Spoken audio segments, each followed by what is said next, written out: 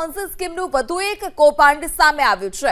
Ponzi સ્કીમના નામે વૃદ્ધ સાથે 36 લાખની છેતરપિંડીની ફરિયાદ નોંધાઈ। મહિને 4000ના રોકાણના નામે છેતરપિંડી આચરવામાં આવી હતી।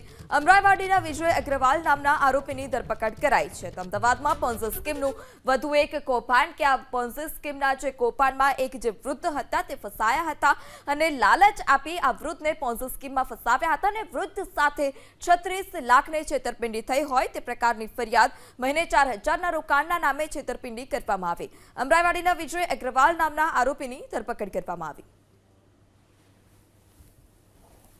તો વૃદ્ધ સાથે 36 લાખની ઠગાઈની ફરિયાદ નોંધાઈ છે। અમદાવાદમાં પોન્ઝી સ્કીમનું વધુ એક કૌભાંડ સામે આવ્યું છે કે જ્યાં વૃદ્ધને 4000 રૂપિયા મહિને ભરી અને રોકાણ કરી છેતરપિંડી તેઓની સાથે આચરવામાં આવી હતી અને આ લાલચમાં જ વૃદ્ધે 36 લાખ ગુમાવવાનો વારો આવ્યો। તેમની સાથે 36 લાખની છેતરપિંડી। પોન્ઝી સ્કીમનું વધુ એક કૌભાંડ સામે આવ્યું છે।